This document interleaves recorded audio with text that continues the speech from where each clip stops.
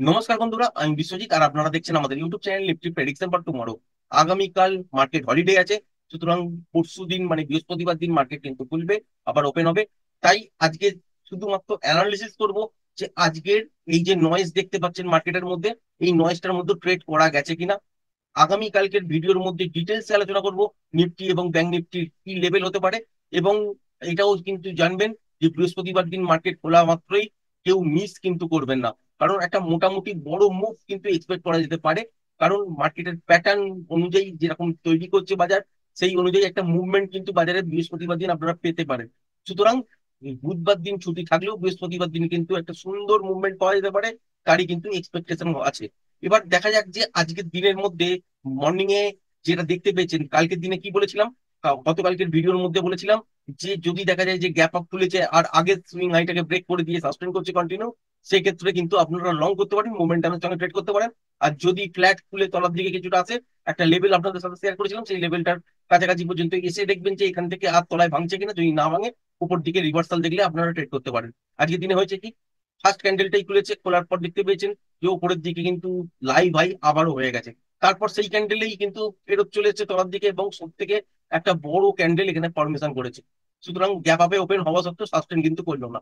তারপর কি হয়েছে, মার্কেটের মধ্যে নয়েস, এইখান থেকে এই উপরের দিকে দেখতে পেয়েছেন, পরের ক্যান্ডেল আবার তলার দিকে দেখতে পেয়েছেন, তারপরে ক্যান্ডেল আবার উপরের দিকে, তারপরে ক্যান্ডেল আবার তলার দিকে, এরকম করতে করতে কিন্তু গেছে।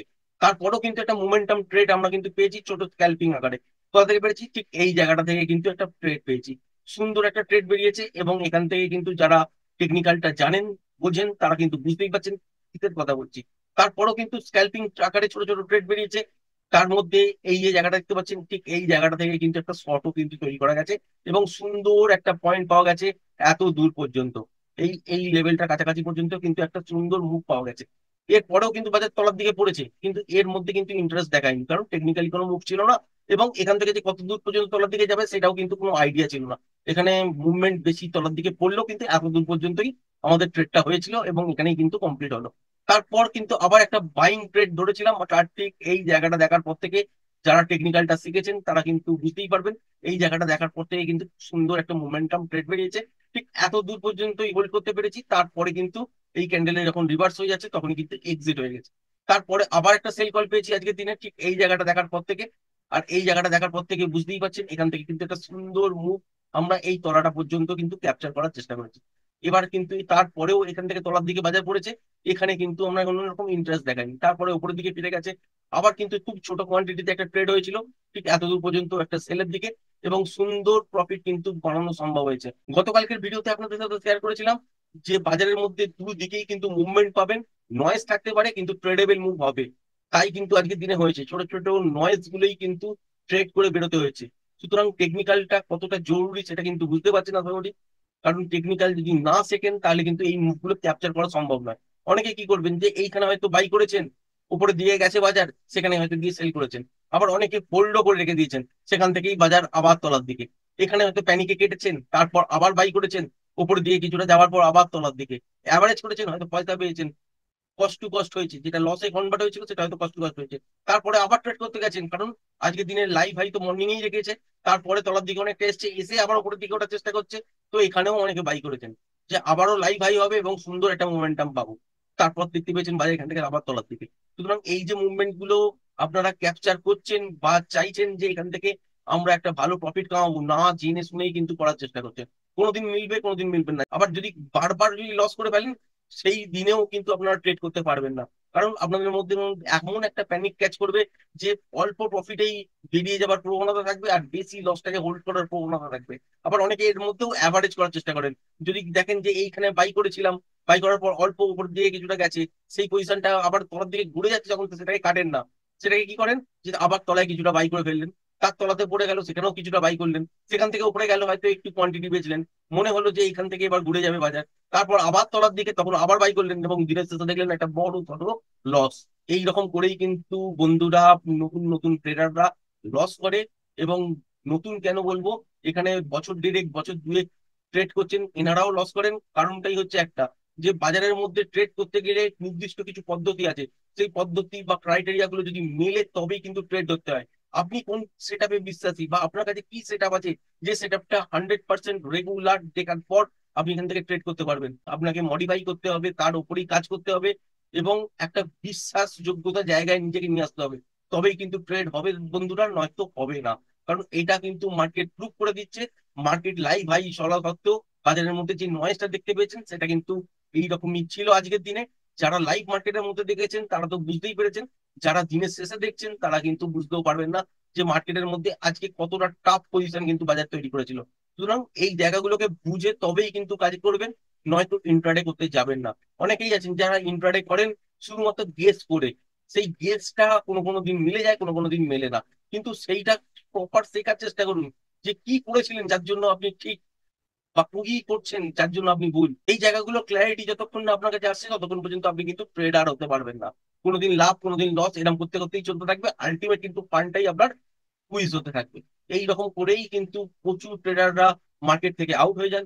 দরকার পড়লে ডেমো অ্যাকাউন্টের মধ্যে ট্রেড করুন, শেখার চেষ্টা করুন, বা আপনারা টেকনিক্যাল শিখুন, তারপর কিন্তু ইন্ট্রাডে ট্রেড করবেন, বা স্টকের মধ্যে ইনভেস্ট করতে পারেন। সেটা আপনাদের চয়েস। ভাবতে যাবেন না যে আপনার শেয়ার কেনার পর তলার দিকে কেন পড়ে। মার্কেটে একটা সাইকোলজিক্যাল তো চলেই, সাইকোলজিকে ঠিক রাখতে গেলে আপনাকে টেকনিক্যাল শিখতে হবে। আদারওয়াইজ মনেই করবেন যে কোনো স্টকের মধ্যে কিনেছেন তো সেই দামটা পড়বে কিছুটা, কারণ আপনারা যেখানে গিয়ে ইন্টারেস্ট দেখান সেখানে কিন্তু স্মার্ট মানি দেখায় না। সুতরাং এই জায়গাটা আপনাকে বুঝতে হবে, তবেই কিন্তু কাজ করতে হবে। আর যদি না বুঝতে পারেন এই লং লং টার্মের মধ্যেই ভালো কোনো কোম্পানির শেয়ার কিনে ইনভেস্ট করতে পারেন। এছাড়া কিন্তু টেকনিক্যাল ছাড়া আপনি আজকের দিনে দাঁড়িয়ে কোনোভাবেই ইন্টারডে ট্রেডিং করতে পারবেন না। সুতরাং প্রপার নলেজ নিন, তারপরে মার্কেটকে স্টাডি করুন, তারপর আসুন। এটা একদিন দুদিন বা এক সপ্তাহ বা এক মাসের ব্যাপার নয়, এটা কন্টিনিউ স্টাডি প্রসেস। কারণ ছোটবেলা থেকে আপনি পড়াশোনা করে একটা জায়গায় পৌঁছেছেন, তো সেইখান থেকে দাঁড়িয়ে আজকে হয়তো আপনার ওই চিৎকাটা থেকে পাই টু পাই কোনো কাজে লাগে না, কিন্তু এটা থেকে আপনার যে নলেজটা গেইন হয়েছে সেটাই কিন্তু আপনার সারা জীবনের পুঁজি। এই জিনিসটাই কিন্তু আপনাকে দেখতে হবে, বুঝতে হবে যে আপনি স্টক মার্কেটে যখন আসছেন তখন আপনাকে ভাবতে হবে যে এইখানে যে পুঁজিটা সেটা হচ্ছে আপনার জ্ঞান। তো জ্ঞান যতটা আপনার বাড়বে তবেই আপনি এখানে নতুন নতুন ট্রেড করতে পারবেন, নতুন ধরনের ট্রেড করতে পারবেন। কখনো হয়তো লসও হবে, কিন্তু খুবই লিমিটেড মাত্রা।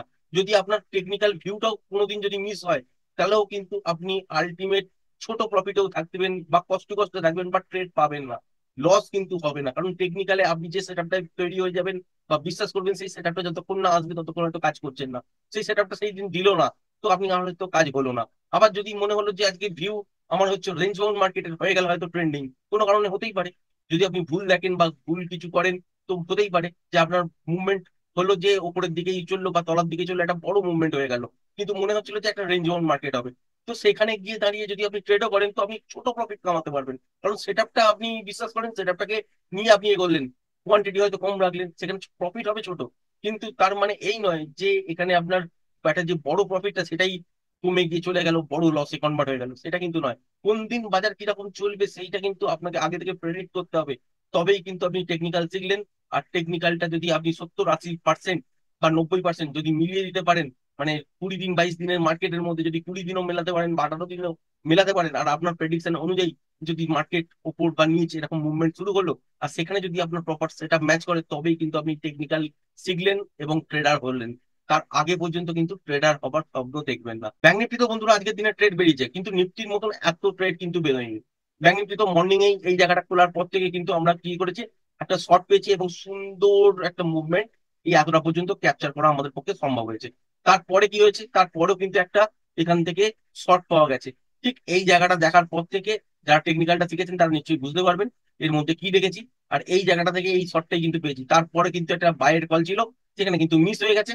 তারপর আবার ওপর থেকে তলায়, তলা থেকে ওপর নয়েজ ছিল, তো এখানের মধ্যেও নয়েজ ছিল, তো দুদিকে কিন্তু ম্যানেজ করা সম্ভব হয়নি। সুতরাং নিফটিটাকে প্রেফার করেছি আর এখানেই ট্রেড করেছি। এর মধ্যে আর কিন্তু খুব সুন্দর ট্রেড কিন্তু করা সম্ভব হয়নি। আজকের দিনে মার্কেট এরম ভাবেই গেল, কিন্তু এক্সপেক্ট করছি বৃহস্পতিবার দিন মার্কেট কিন্তু খুব সুন্দর যাবে।